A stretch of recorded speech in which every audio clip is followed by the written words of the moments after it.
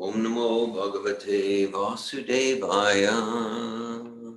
Om Namo Bhagavate Vasudevaya. Om Namo Bhagavate Vasudevaya. Om Namo Bhagavate Vasudevaya. Om Namo Bhagavate Vasudevaya. Om Namo Bhagavate Vasudevaya. Hare Krishna. Good morning. We're reading from Srimad Bhagavatam, Canto 2, Chapter 8, entitled Questions by King Parikshit. We're on text 26, and today's January 30th, 2021, and we're on text 26 of Canto 8, Canto 2, Chapter 8.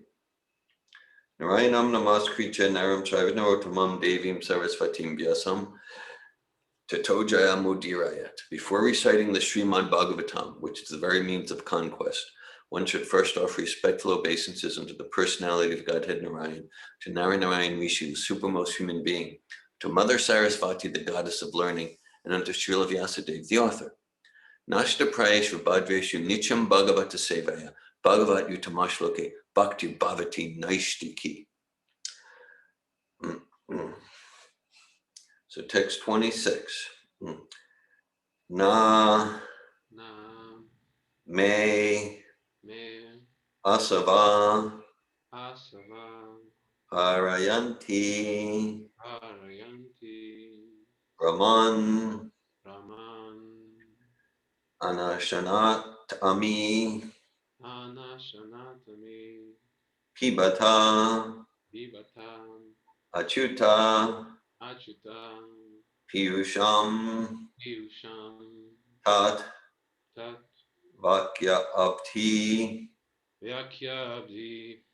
vinisritam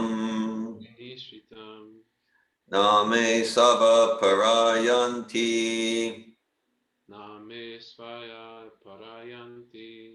Brahman anashanad ami Ibato chuta piyusham advakya abdi vinisritam name sava parayanti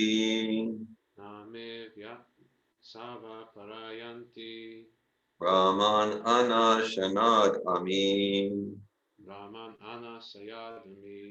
Ibato chuta piyusham advakya abdi vinisritam name sava parayanti Brahman anashanad ami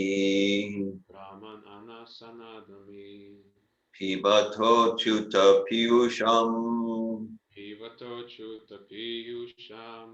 advakya abdi vinisritam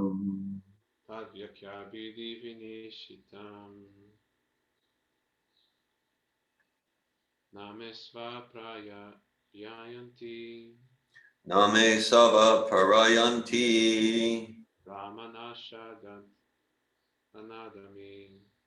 Brahman anashanad ami Ibato chuta piyusham advakya abdi vinisritam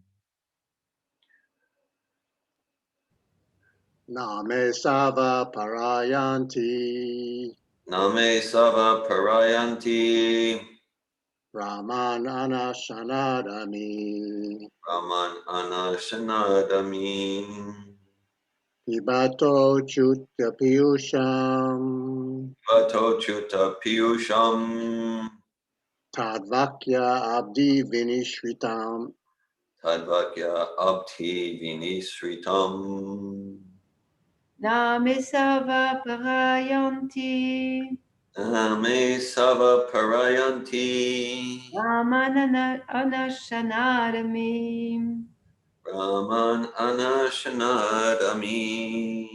Pibato chuta piyusam. Pibato chuta piyusham. Advakyabdi vinishritam.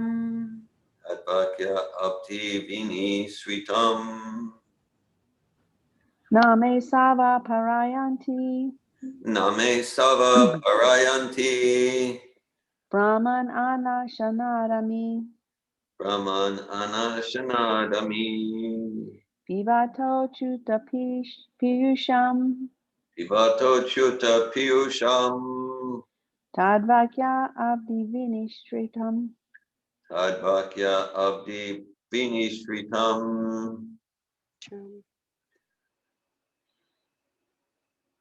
Paranyanti Name sava parayanti. Brahmana Nashananami Brahmanana shanadami. Pibato Shuto Piyusham Pibato chuta piyusham. Tadvaktya Abdi Vinishram Ishtam. Advakya abdi vini sritam. Name Sava Parayanti Name sava parayanti. Brahman Anasanadami Brahman anashanadami. Pibato Chuta Piyusham Pibato chuta piyusham. Tadvakya Abdi Vinishritam. Advakya abdi vini sritam.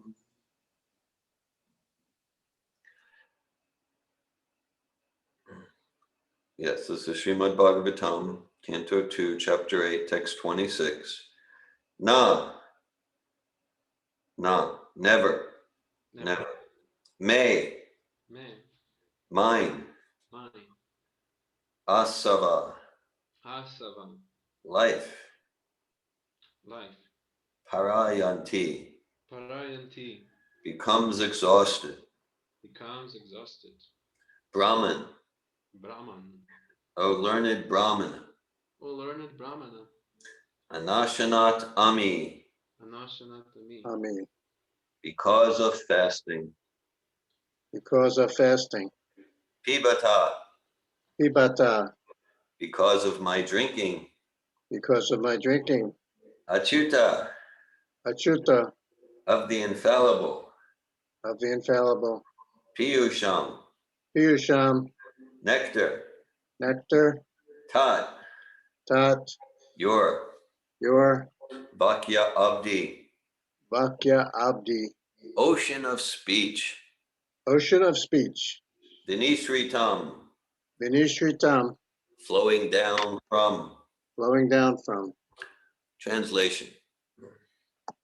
O learned Brahmin, because of my drinking the nectar of the message of the infallible personality of Godhead, which is flowing down from the ocean of your speeches, I do not feel any sort of exhaustion due to my fasting.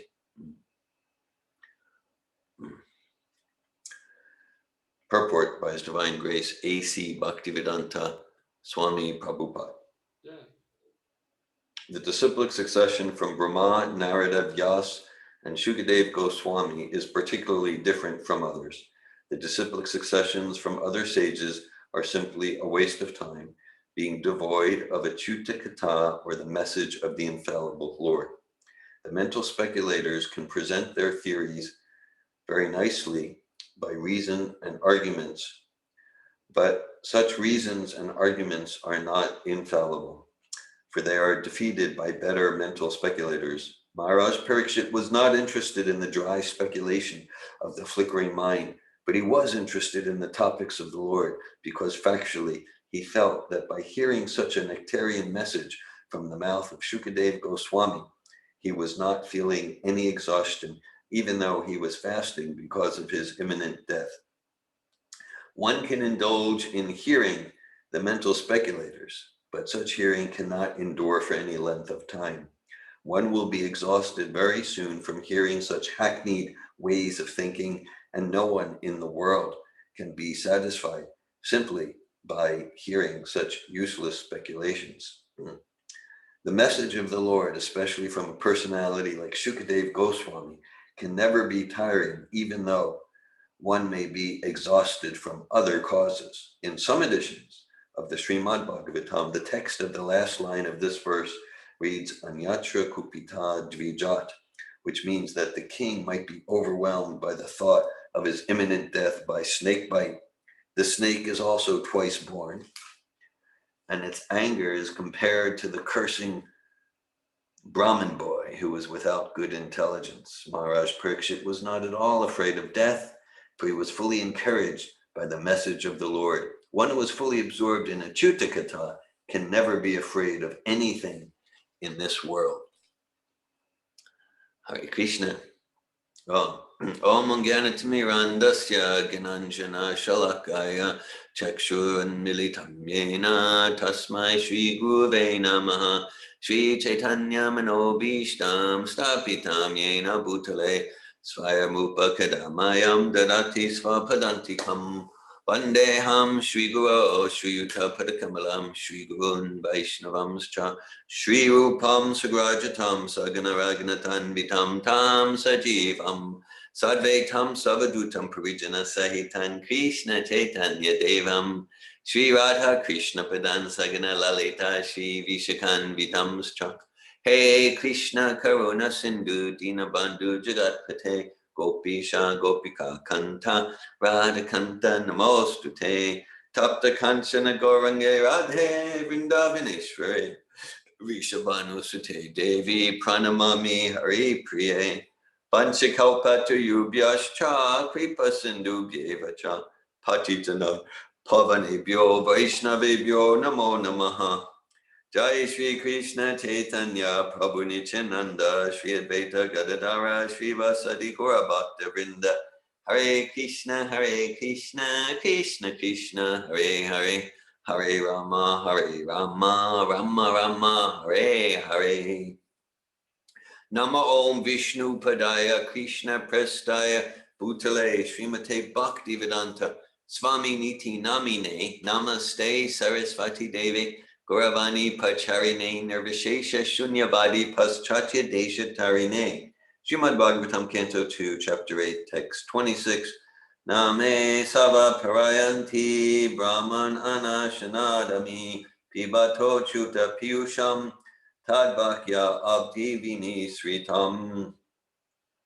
O learned Brahman, because of my drinking the nectar of the message of the infallible personality of Godhead, which is flowing down from the ocean of your speeches, I do not feel any sort of exhaustion due to my fasting. So Maharaj Parikshit. So there's references to this, to the prelude, and then what's to come. That Maharaj Parikshit, he's decided to fast for 7 days, and then at the end of the purport, Prabhupada writes, the snake is also twice born, and its anger is compared to the cursing Brahmin boy who was without good intelligence. So the cursing Brahmin boy refers to first canto, towards the end of the first canto of Srimad Bhagavatam. There's a Brahmin boy named Shringi, and he curses Maharaj Parikshit. Maharaj Parikshit, connected with Super Soul, connected with Krishna, is certainly powerful enough to counteract the curse, but he decided not to. He decided that's not his service. His service is go to the Ganges, fast, and then sages from all around the universe came around. And so the curse is that you're going to die in 7 days. And Maharaj Parikshit died from a snake bite, and the snake disguised himself as a Brahmin. It's kind of in the later cantos. The snake disguised himself as a Brahmin. So there's a lot of, direct meaning and symbolism in this verse here. And so Maharaj Parikshit, we're hearing his experience of fasting. I can compare that to my experience of fasting. So like I'll sometimes fast for a day, and then like maybe by the evening, I'm thinking, oh, I can't wait to break my fast tomorrow. Oh, I think there's some pasta in the fridge. Maybe there's some potato chips and stuff like that. So this is not Maharaj Parikshit's mentality, because really the point of fasting is not like, oh, look, I'm not eating. I'm such a great yogi. Look how much I can control my senses for a day. And of course, my fasting involves the day before eat triple and the day after eat triple. Okay, I have my personal style of fasting. It works for me. Anyhow, so Maharaj Parikshit is not like that. So, because he's truly, he's not feeling any disturbance from the point of fasting is really not to not eat. The point is to increase, and it's good to fast once in a while. I mean, not if it'll make us unhealthy, but it's generally recommended to have some experience, to not be controlled by the tongue and the belly, That's recommended.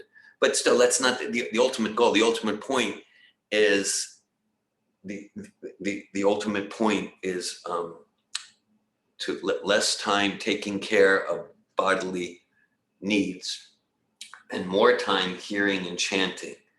And that's what's exemplified here by Maharaj Parikshit. So he's literally 24 hours a day absorbed. So the idea, if we do some austerity, less sleep, less eating, that the idea is there's more time, not more time for wasting time on internet. There's more time for Bhagavatam, more time for chanting rounds of Hare Krishna Mahamantra Japa. And so Maharaj Parikshit, it's described in Bhagavad Gita, Vishyad Nivartante Niraharasidena Rasavajamasopiasya Param Drishta Nivartate. He's experiencing the higher taste that comes.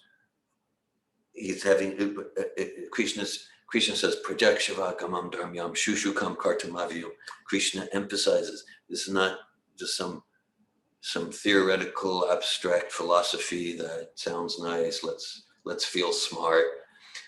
So it is this profound cosmogonal philosophy, and it gives a direct process. That's why Prabhupada so much likes to use that term, the science of self-realization. It's a process we follow, and we have a direct experience of spiritual knowledge, a direct experience of ourselves, a spirit, soul, a direct experience of the self turning towards Krishna, turning towards super consciousness in an attitude of devotion. And that's the bliss of the soul. So this process is directly experienced. And so Maharaj Parikshit's having a transformational experience, and he's not feeling, he's not like, oh, I can't wait to break this fast. He's not, it's described, Anandam Buddhivardhanam.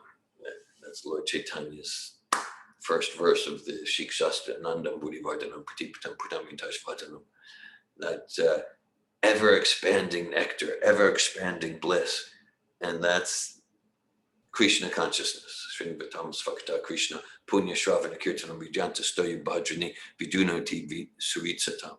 Sri Krishna, the personality of Godhead, who is the super soul, Paramatma, in the heart of all living entities, personally cleanses the desire for material enjoyment from the heart of the devotee, the truthful devotee who has developed an urge, like Maharaj Parikshit, the urge to hear his messages, to hear the messages of Krishna, about Krishna, which are in themselves virtuous when properly heard and chanted.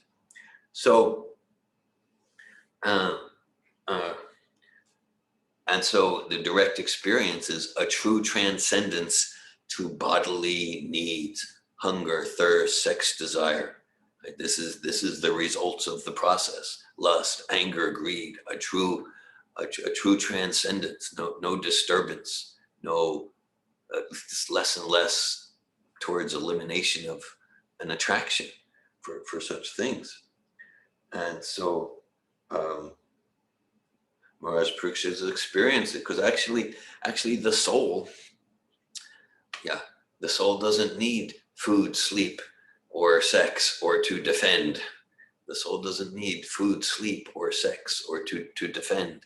Doesn't mean we want to artificially imitate the spirit soul on the level of Maharaj Parikshit.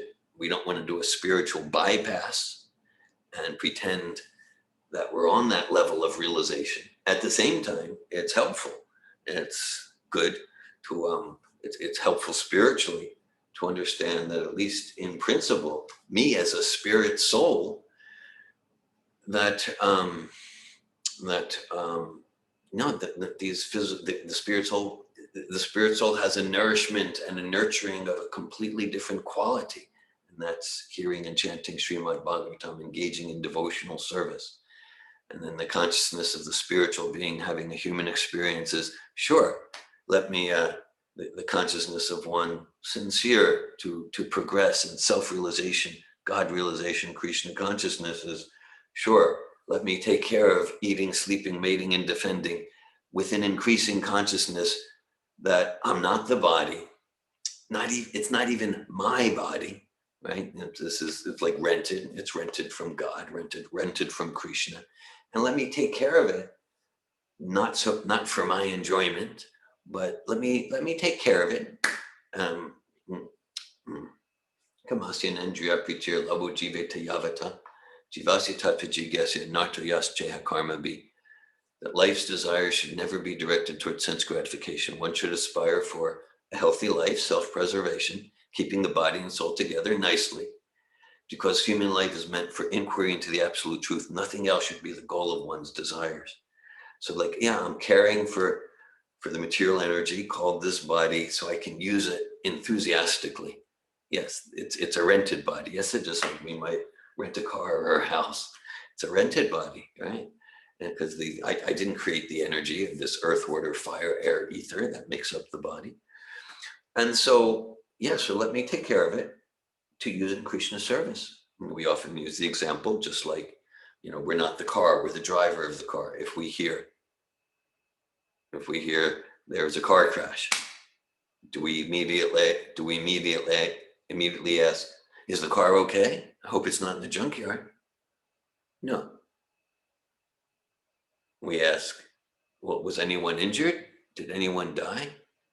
Because we know the driver of the car is a lot more important than the car. The car has its value. We don't want to neglect it. But the driver is a lot more important. So similarly, this is the vehicle.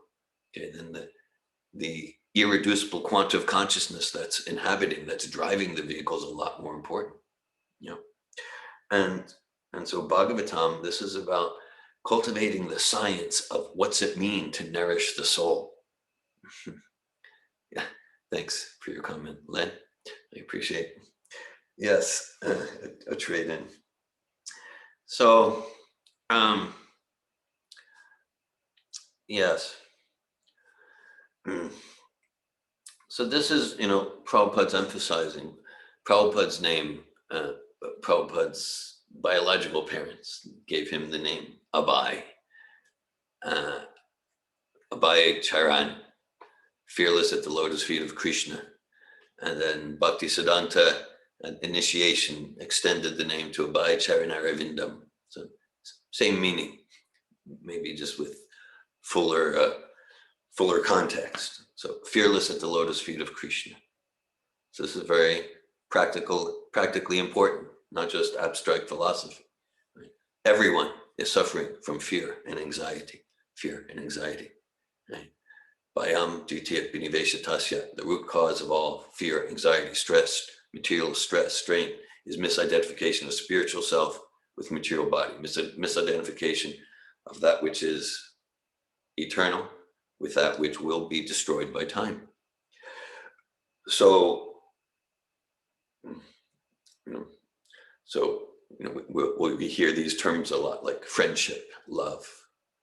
So real friendship, real love means in spending time with people, whether it's family relations or friendship relations or someone we meet at the post office, spending time with people that we just get more and more dedicated to spending time in such a way where we're creating value for both of us, for all of us, for everyone in the group. We're creating value in terms of liberation from fear.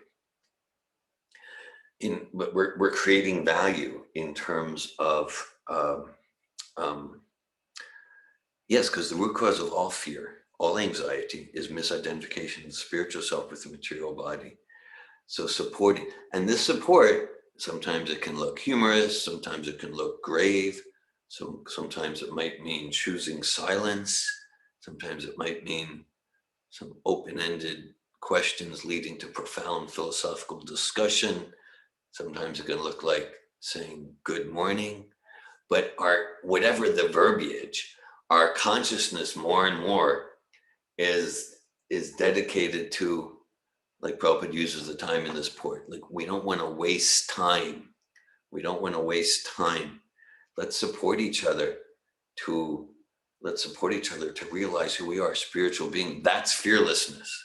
That's relief from suffering. That's the platform for joy. That's the platform for happiness. Let's not waste each other's time, even if it's a good-looking waste of time.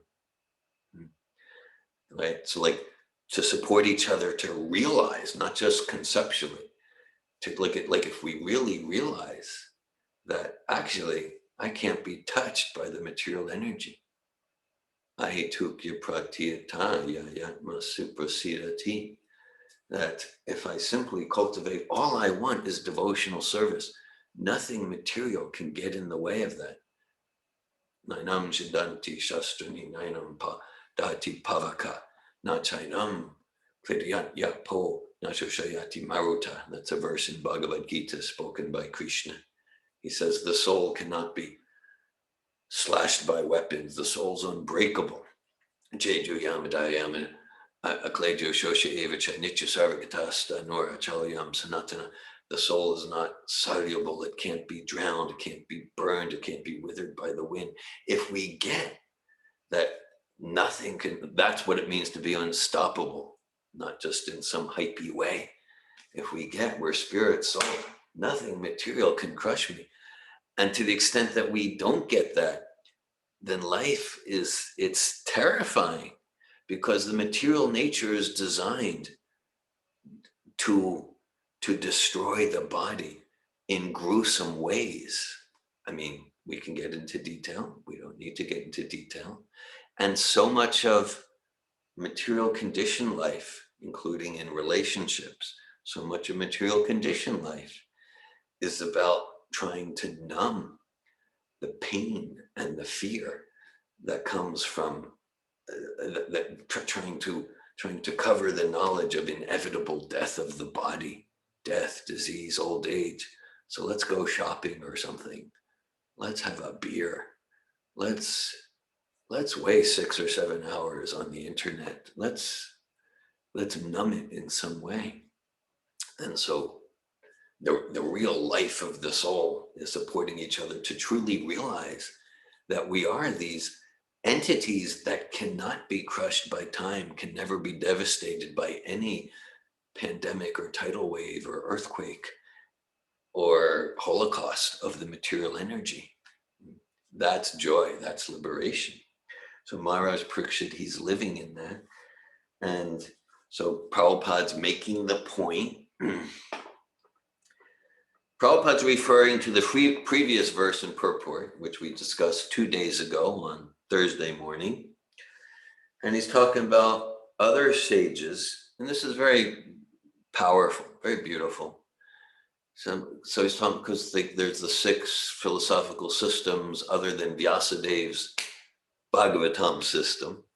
And Prabhupada is not mincing words. The disciplic successions from other sages are simply a waste of time, being devoid of achyutakata, or the message of the infallible Lord. So now, just to be clear,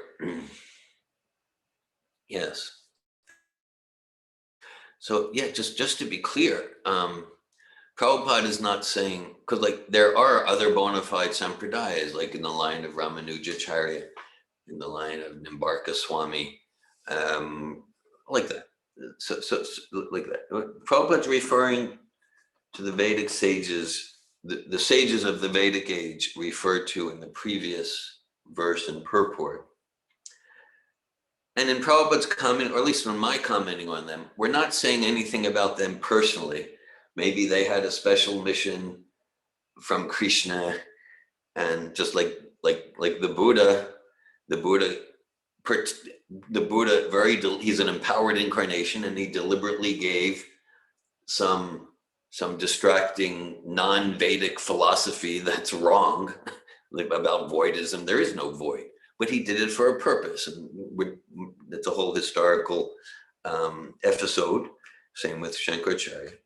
But their philosophies, it's missing the philosophies of these sages mentioned in the previous purport. The philosophies are missing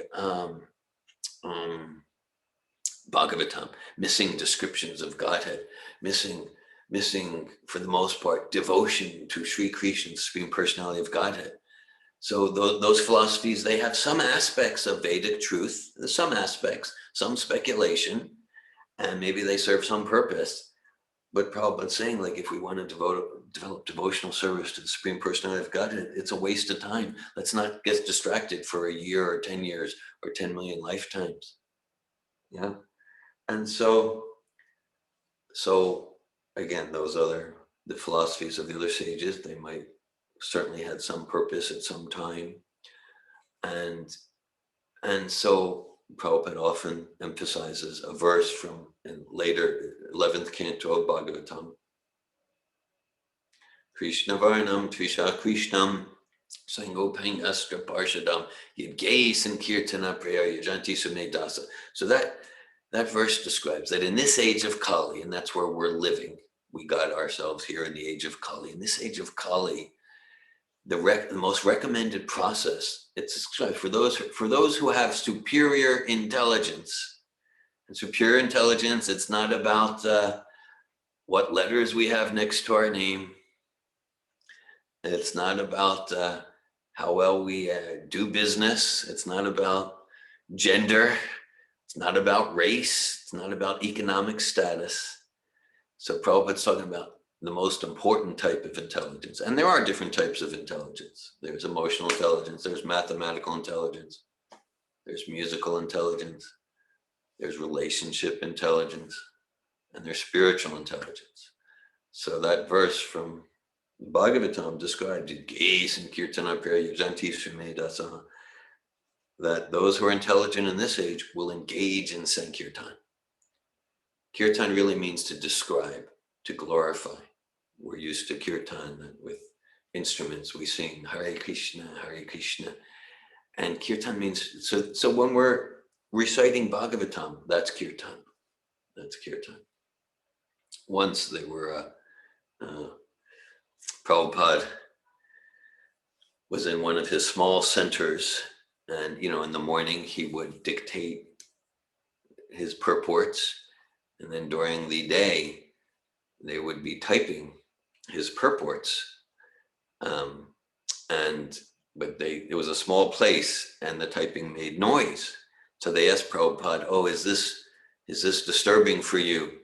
Is this disturbing for you?"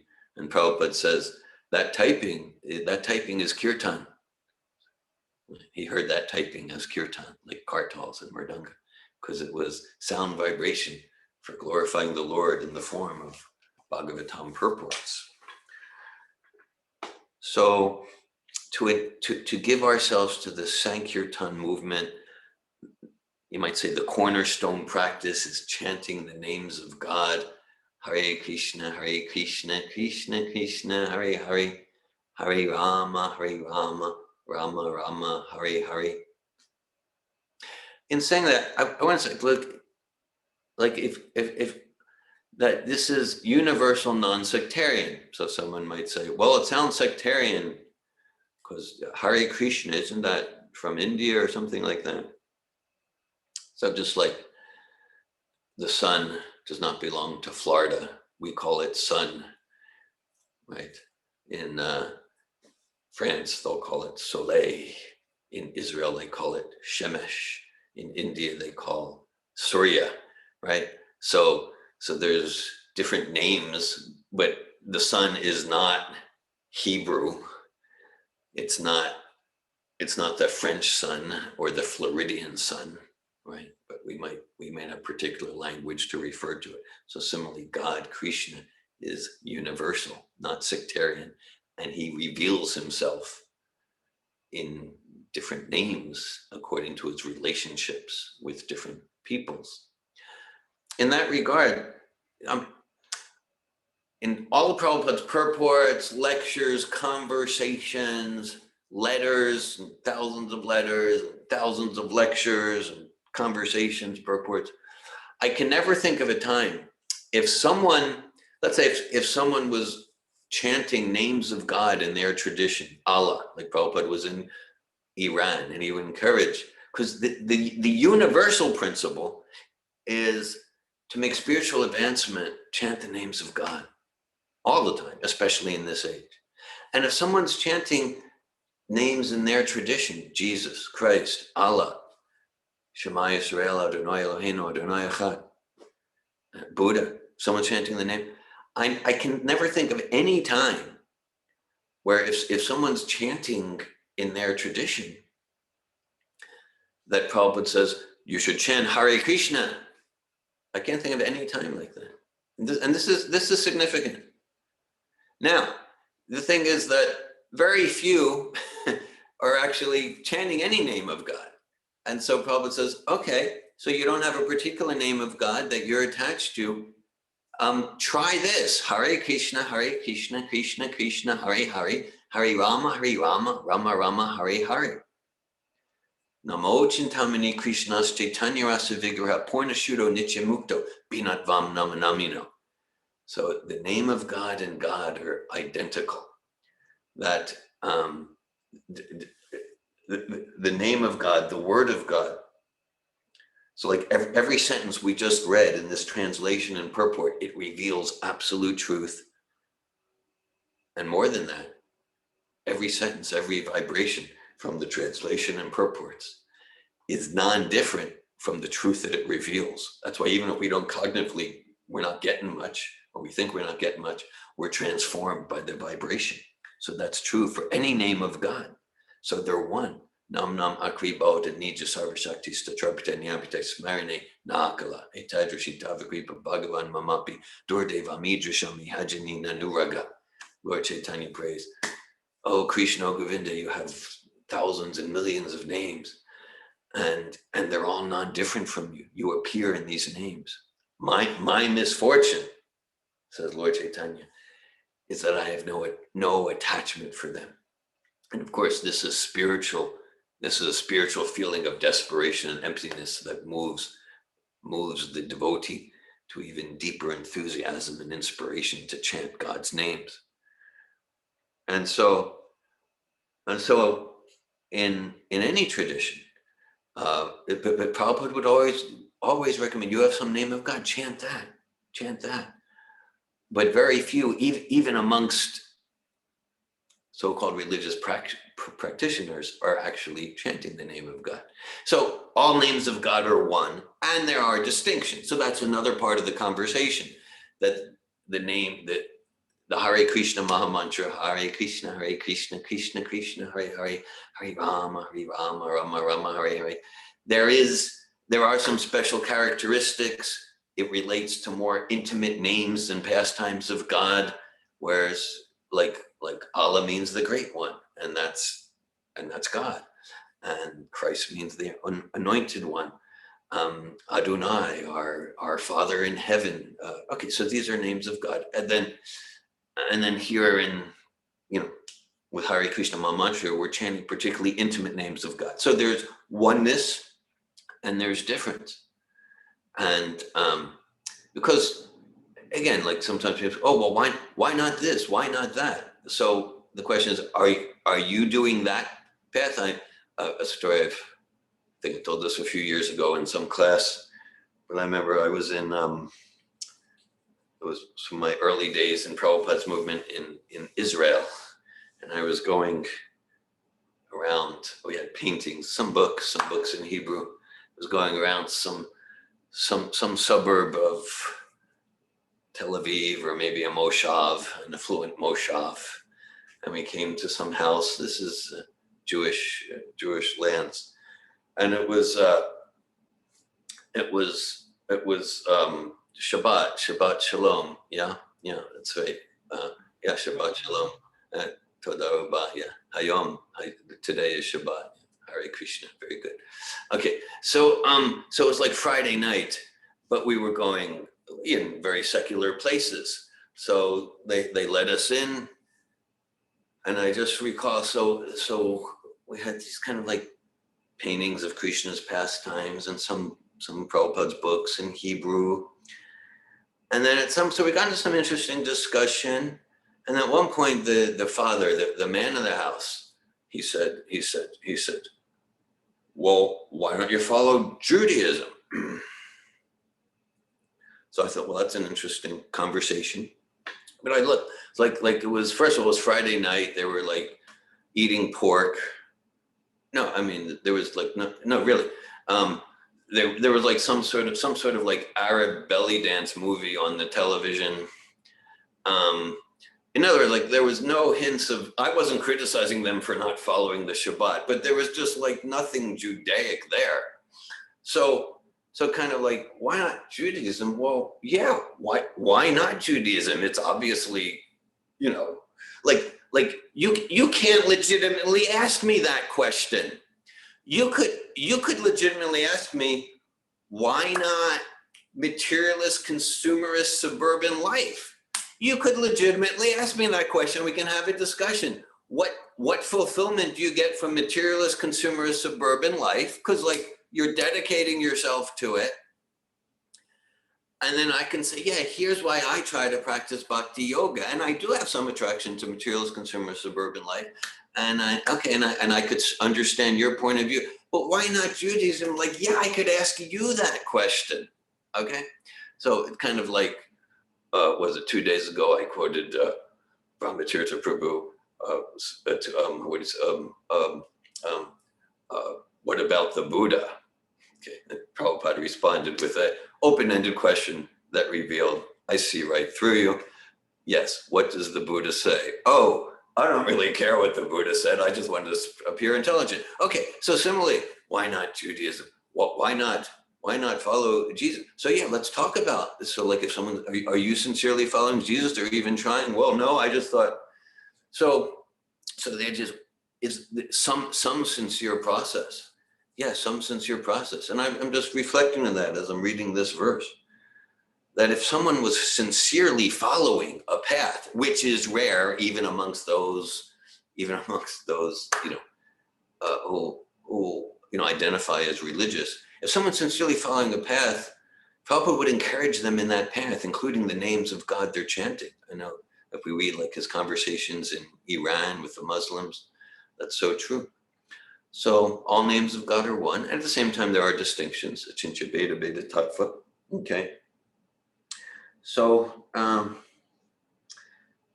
let's see, we talked about the snake being twice born. Fascinating story there in Bhagavatam. And so I'm going to read the verse again. This is text 26 of chapter 8, canto 2. Name sava parayanti brahman anashanadami pibato jutta piyusham tadvatya abdi vinisritam. O learned Brahman, because of my drinking the nectar of the message of the infallible personality of Godhead, which is flowing down from the ocean of your speeches, I do not feel any sort of exhaustion due to my fasting. So I'll just close, just repeating the point earlier. So Maharaj Parikshit, he's doing this Maha 7-day fast. And so, yeah, so so we're meant to do austerities, the human life, because sometimes it's like the idea is, well, to really be spiritual means you do what you feel. You do what you feel. Okay. So first question is, so who is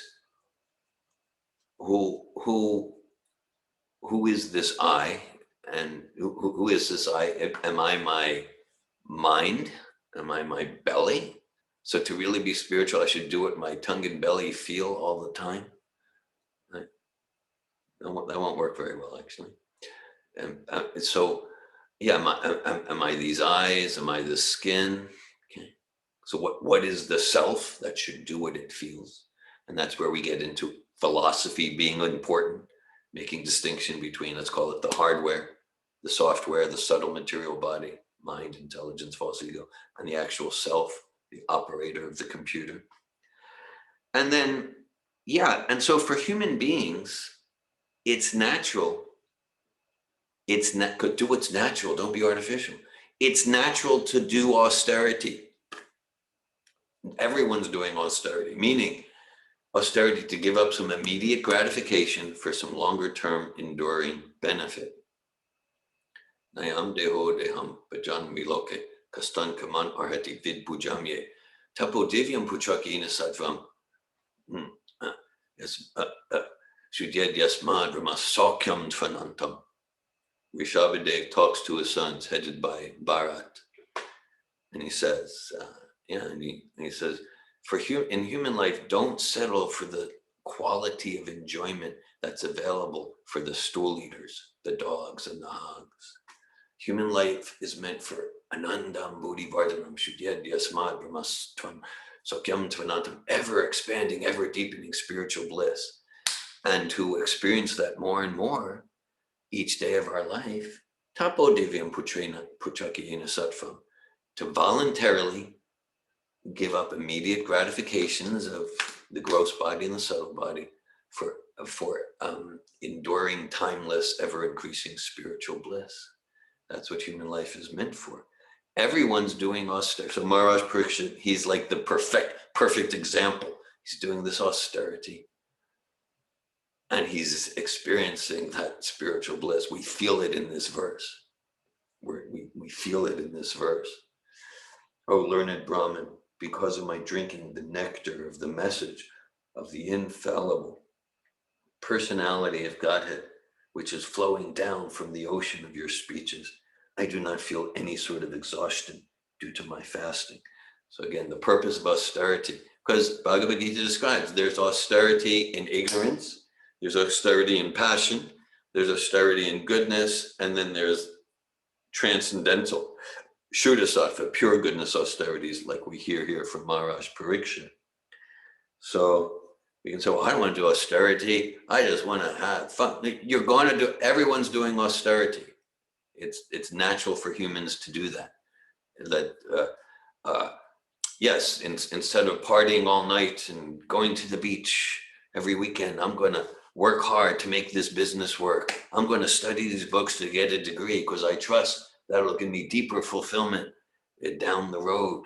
So that's completely human. It's distinctively human. Animals and plants don't do austerity. Time for eating, time for sleeping, time for sex. Let's do it. Human life is meant to give up immediate pleasures, ideally for long-term fulfillment that will never be crushed by time. That will never be crushed by time. That's intelligence. That's sumedasa. That's spiritual intelligence. Yage sankirtana prayajanti sumedasa. Hare Krishna.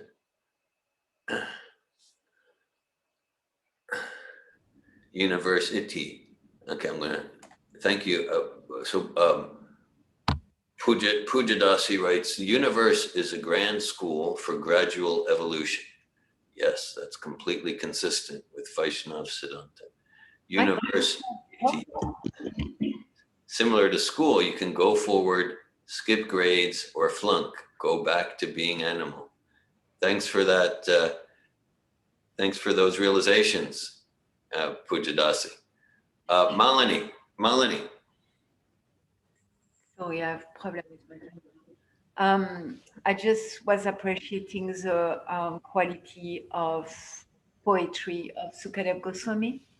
He says that devotees are poets, and it's so beautiful the way he expresses. Like it's so poetic and also graphic, of like expressing his ecstasy of like not. Like being so nourished by hearing about the pastime of the Lord, being so deeply nourished by hearing the pastime of the Lord. I was appreciating that. The poetry of Maharaj Parikshit here. Yeah. Yeah. Yeah. The Sukadev Goswami, yeah, Maharaj Parikshit, like how much, like he said, like a devotee is poet, and Kavi, Got it. just appreciating like how natural it is for a devotee to be poetic in expressing their experience. It moves your heart at this like to the core of the soul, and I thanks for that. Yeah, that's a quality of devotee, poetic. And this verse by Maharaj Parikshit, it exemplifies that poetic quality of the devotional heart. Thank you, Malini. Ramachandra. Hare Krishna Prabhu. I wanted to share something and ask a question. I appreciate the stories from the Middle East. Every time you narrate them, I connect to them very much because, yeah, it's pretty much what I was going there. Every time I would visit there, I would hear these arguments and questions. Are you Jewish? Why are you not practicing? Did you read this? Did you read that? And yeah, I guess like taking an opportunity of relating to how much I connect back actually to Judaism after Krishna consciousness, because I heard many members of our community, their personal story of their upbringing, like their Christian upbringing or their particular religious upbringing, actually pushed them away, as I understood, from Christianity, but being connected to Krishna and to Prabhupada actually made them more appreciative of their process with their human experience as Christians or Muslims or Jews, and I think I never really shared that yeah, for me too is I very much connected, especially last Christmas, I think, when we chanted the Shema Israel. That was like very first time I chanted that, and I mean, growing up in Israel and Jewish background, it was quite interesting that I was never let myself being exposed to that, and now through Prabhupada's association and Prabhupada's devotees, it's something that I like feel like, okay, I can really appreciate it now and not like sort of resist that, because growing up in that background, I felt just like more resistant and like more like drawn to like atheism really. Thanks for sharing. I appreciate your sharing, Ramachandra. Yeah, that's, like I was attracted from 40 years ago when I first started reading Prabhupada's books, and he uses the term science of self-realization. It's not just like a gimmicky thing because science is popular, but like, yeah, it's not about what group do you belong to, like that.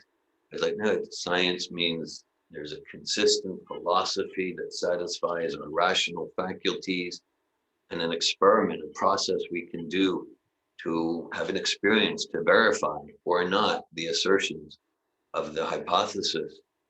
And so it's a science of self-realization, a science of God realization, and that's the essence of what religion's meant to be. In this book that we read most mornings, Bhagavatam, it starts with Dharma Pojita Koitapachar Parmoni Matsaranam Satam Vejam, completely rejecting all religious activities which are sectarian, materially motivated. Oh, I was a Buddhist, but now I'm a Christian, but now I'm rooting for the Jews, so it's not like, like changing a team or something, because like Judaism, the essence, Yehudi, one who is enthusiastic to serve God, right? That gets to the root.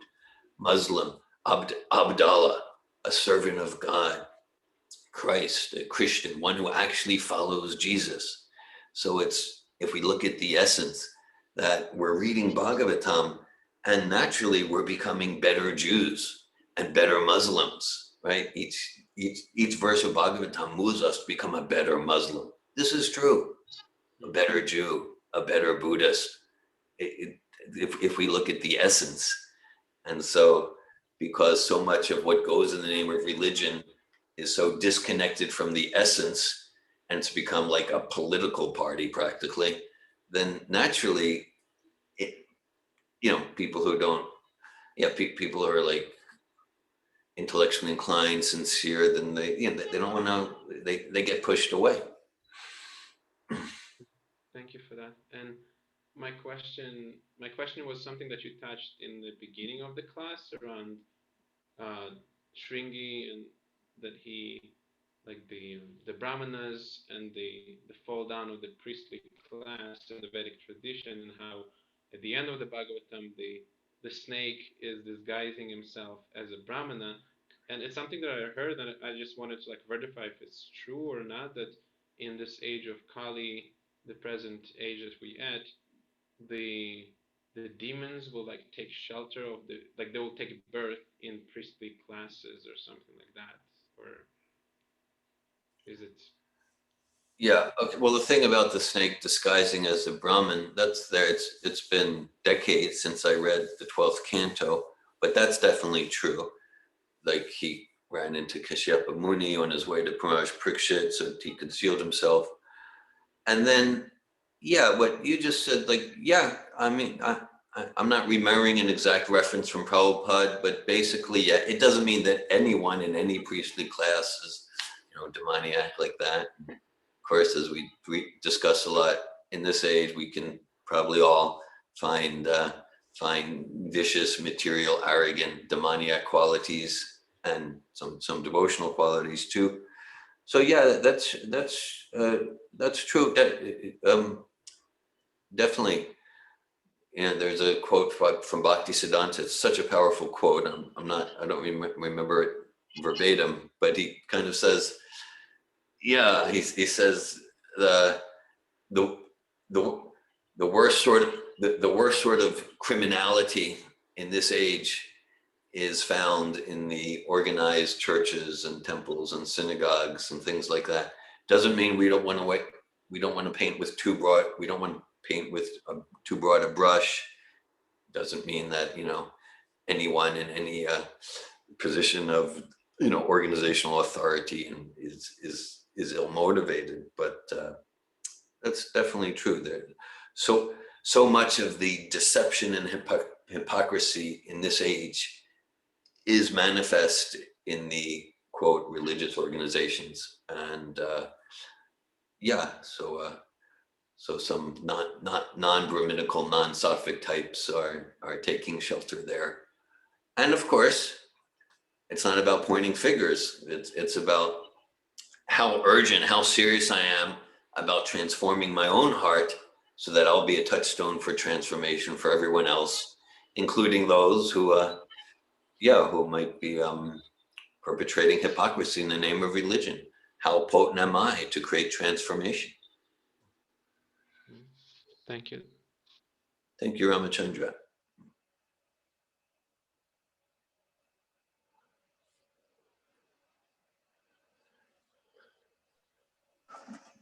Hare Krishna. Parampara Prabhu, Hare Krishna. Hare Krishna. I'm appreciating the this philosophy of do what you feel, do just kind of whatever, do whatever you want, and that's spiritual. That can be kind of just disregarded and just kind of thrown out. But then, like the distinction that you made, that okay, well, what is it? Who is the I? That's because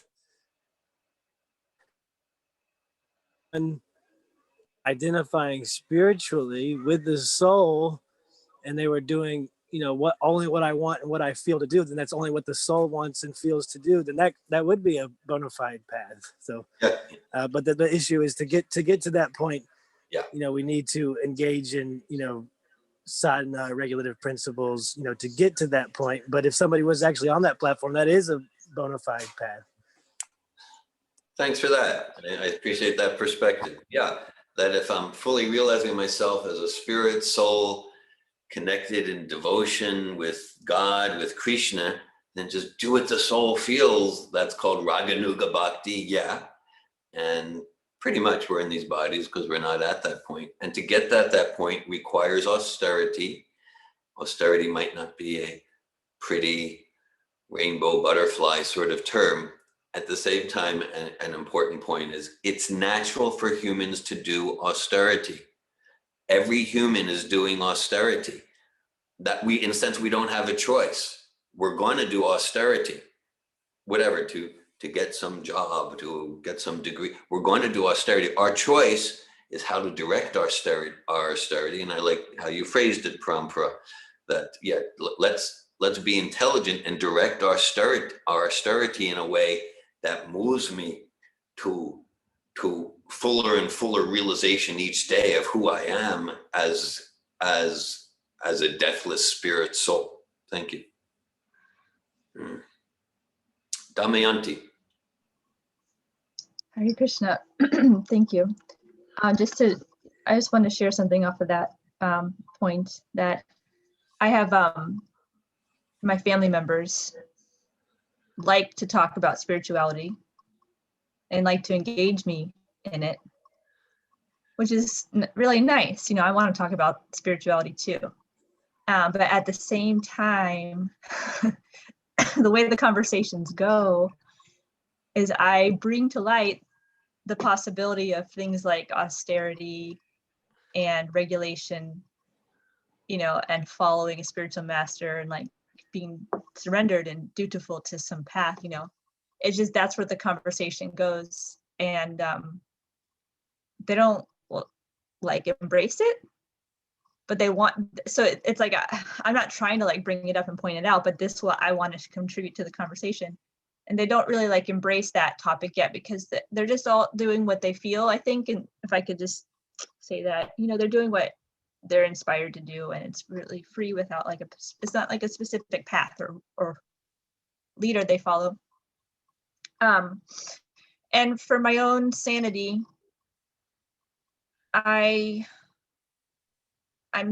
it's best for me to be open-minded that maybe they don't need to do that, you know, like maybe they don't need to do austerity. And who am I to say I know where they're at in their advancement? And I just try to be open-minded, not push it, you know.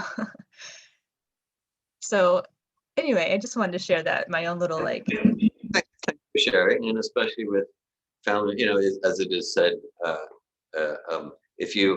if you think you're enlightened, spend a week with your parents. So most of us, and usually when I use that quote, I think it's a quote by Ram Dass, if you think you're enlightened, spend a week with your parents, usually say a week, 2 hours is enough.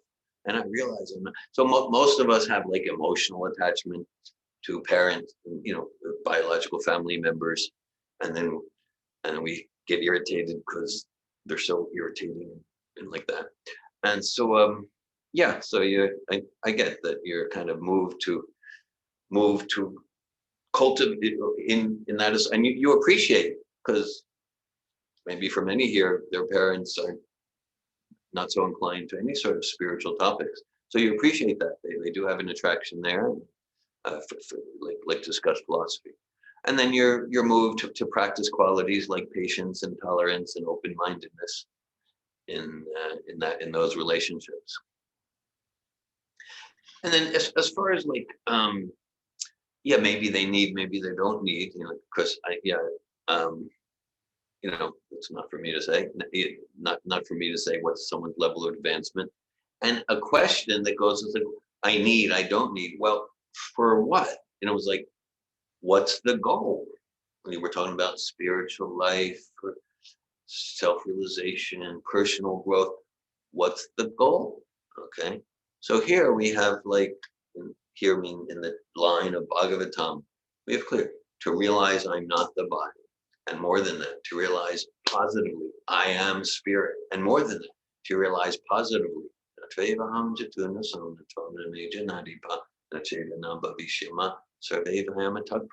that not just I am spirit, I am an eternal individual spirit soul.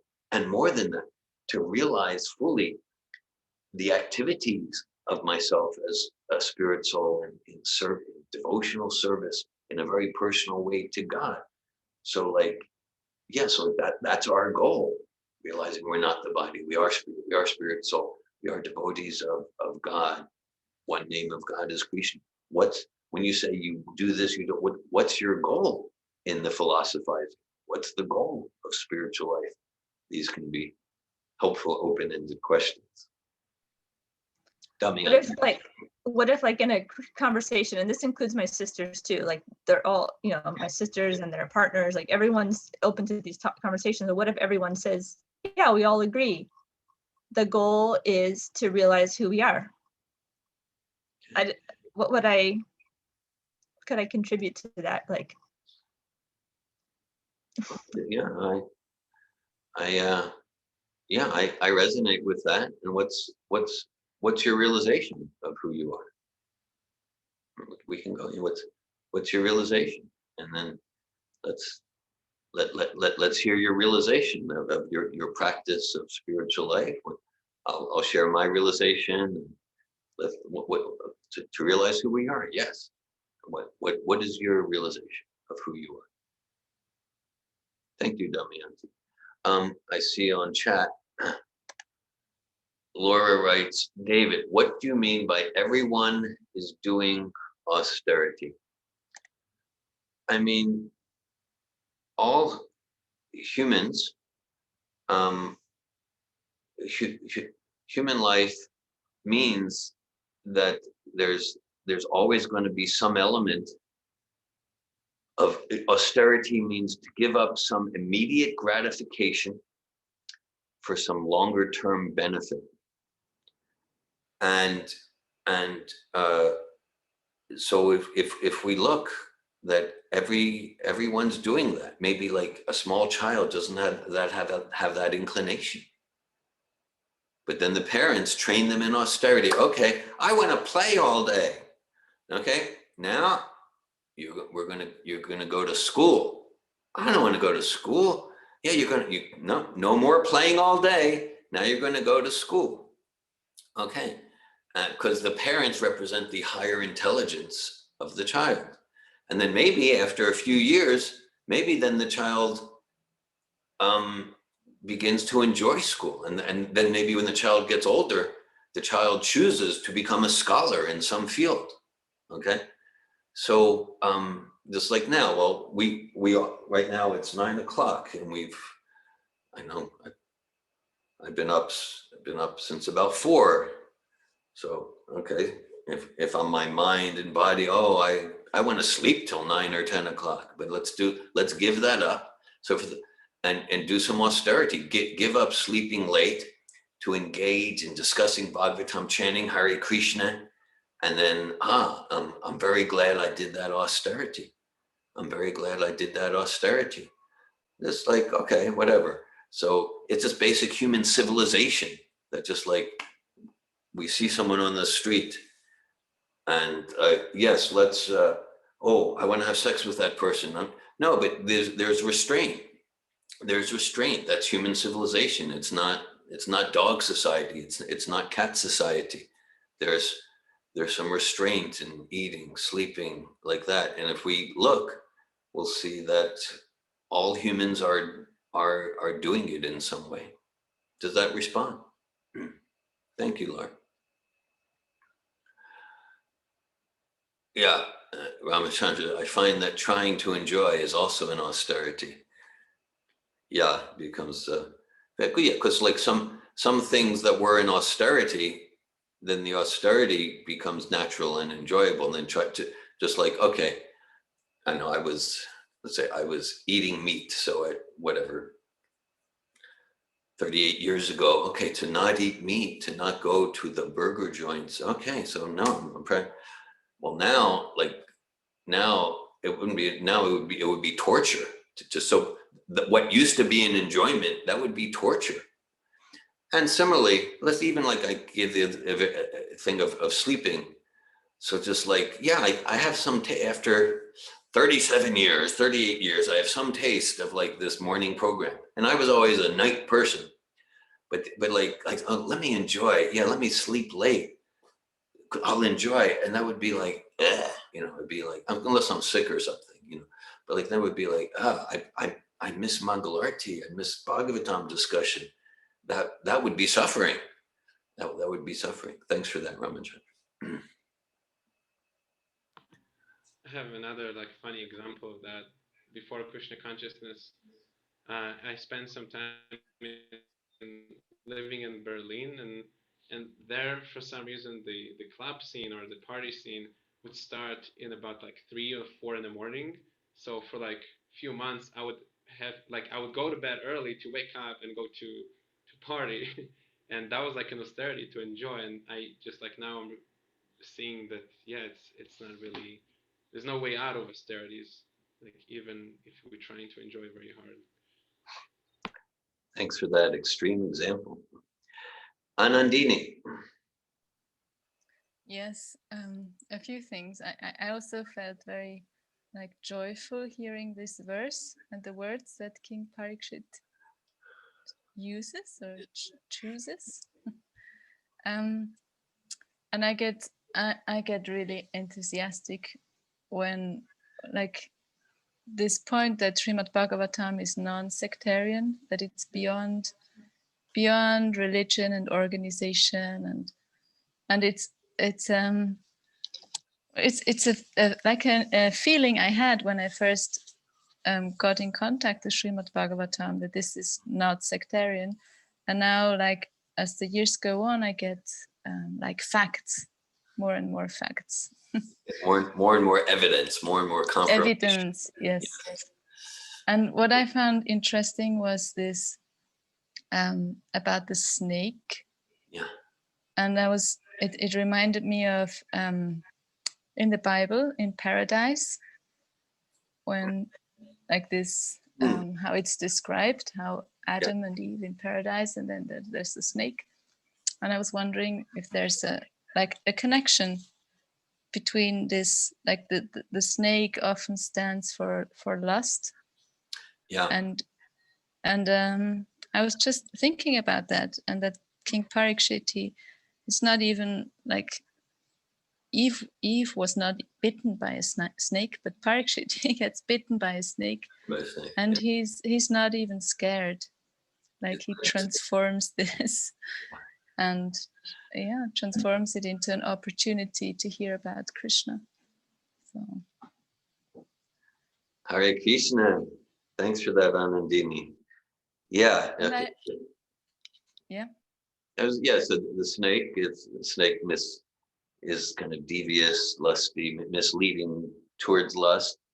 Oftentimes, the snake-like characters, like it's envy, which is so related to lust.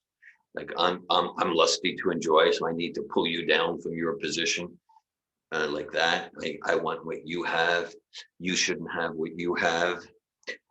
So that sounds like a fascinating commentary or a book, maybe for you to write. Who knows? Like a sort of Bhagavatam commentary on the paradise, on Gan Eden, on the biblical paradise, and a Bhagavatam commentary and relating it to the snake that ultimately does bite Parikshit. Yeah, it sounds like a there could be a lot of service done through such a book, or at least an article. It would be a fun way to spend my time. And I have a question. It's a short. What's Achyuta Kata? That Achyuta is another, or could you say what Achyuta? Why is it Achyuta Kata and not Krishna Kata? Or? Same, yes. Achyuta means infallible. It's a name of God, a name of Krishna. Achyuta means infallible, right? I mean, beyond the defects of material senses, mistakes, cheating, illusion, limitations. So Achyuta is a name for Krishna. So I would say Prabhupada could have wrote Krishna Kata, but he's direct in the verse itself. Maharaj Parikshit uses the term Achyuta.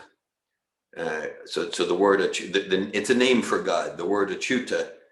So if we look in the word for it, it's of the infallible, and infallible is capitalized, meaning it's God.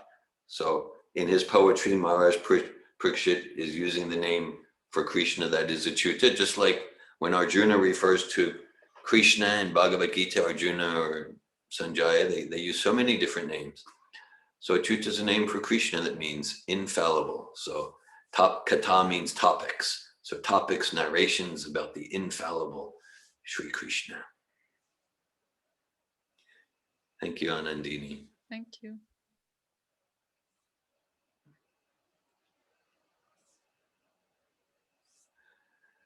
Anything else? Any other comments or questions or realizations anyone wants to ask or share? Bhakta Hezi, I have a question. Hare Krishna, dear. Hare Krishna. So through at some point in the class, you were talking about the different names and how the Bhagavatam and Krishna consciousness ultimately isn't sectarian, and how any name of God can be a bona fide practice. And so I have a two-part question. One, I haven't read practically any other text. I mean, I've read some of the Bible, but I haven't read from any other text. Like, my sense is each of these will have something like, this is the name, or maybe even the best, or maybe the only, or something like this name for God. And so my curiosity is if ultimately, right, because I've heard you say something like, well, yeah, Krishna will reveal himself in different ways according to time, place, circumstance, according to the population. So why would it be this way? Like, oh, this is the best name, or this is the best name, or even this is the only name, or this is the name, when there's so many names? It seems like it creates sectarianism or separation rather than this universal understanding. I'm wondering if you can speak to that in any way. Well, that's why, like, yeah, I mean, I'm not going to speak for but right. I mean, we could look at particular passages, and then, yeah, so then in many scriptures that have come down, one point that might be relevant in this discussion is many scriptures have not come down in an authorized way. There's been changes. That's why, as probably you're aware, there's so much talk about concern about, like, changing Prabhupada's books, and this isn't like over 1,000 years or hundreds of years, like within a few years. Why there's some philosophical, so like there's real concern around that.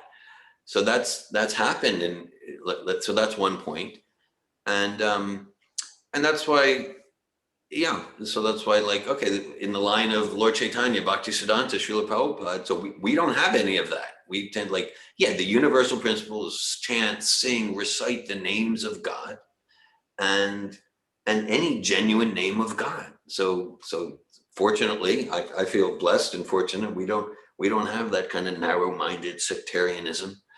But okay, so then even, like, okay, let's say maybe, and again, I don't know, but let's say maybe if in the way Jesus is translated, or maybe Jesus actually spoke, yeah, this is the way. So we can see, just to see, like, in actual, you're actually talking to some, let's say if Jesus or Isaiah from the Old Testament or something, they're talking to people at a particular time, some people in the desert, and you go, okay, yeah, so this is the way, chant this name of God. This is the only way for you. And, like, this is not practical to go, well, actually, there's a place called Bharat.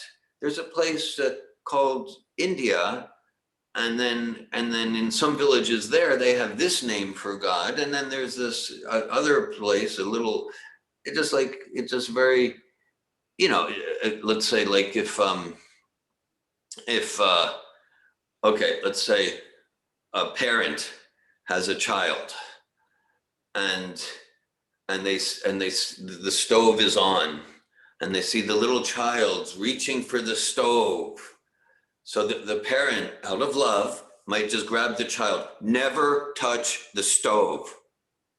Got it? Never touch the stove. Now, that's actually not true. Now, when the child grows up a few years later, then the parents might say, well, yeah, when you see the red light on or the flame, you don't touch the stove.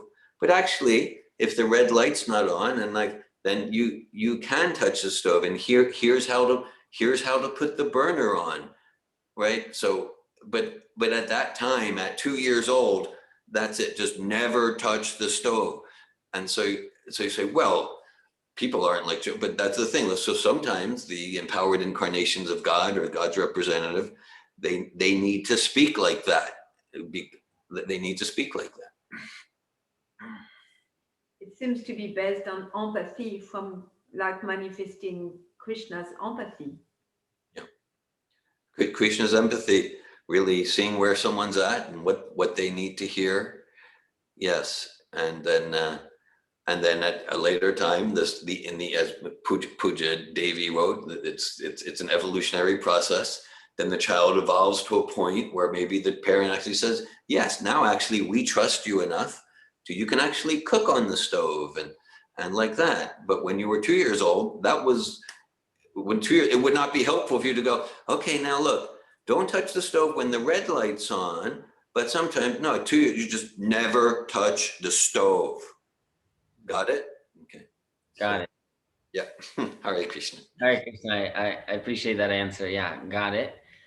And then my other question is, are any other names of God, whether it's Allah or Jesus or Yahweh or whatever, are any other names from what we can say are other traditions, other religions, are any of them mentioned in the Bhagavatam? Because as far as I understand, it's the Bhagavatam somewhere says, if it's not named in the Bhagavatam, then it's not bona fide. But at the same time, at least I'm hearing that you recognize names from other traditions as bona fide, and I'm guessing that you draw that conclusion from the Bhagavatam.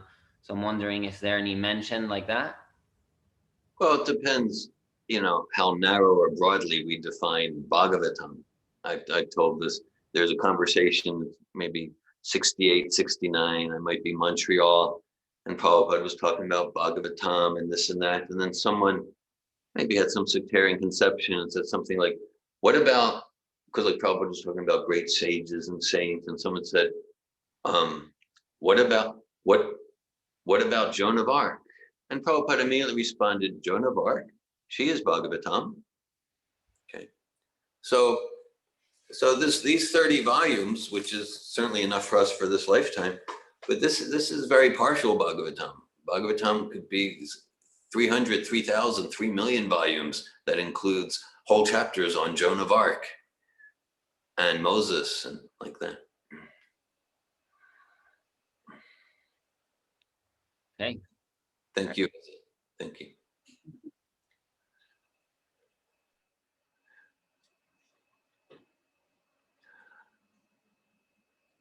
Okay. Well, thank you all. Thank you all for your presence and association. Thank you. Thank you for your enthusiasm for self-realization and Srimad Bhagavatam. Hare Krishna, Srimad Bhagavatam ki jai. Jai, Hare Srila Prabhupada ki jai. Hare Krishna. I feel by the class. Hare Hare Krishna. Krishna. Thank you.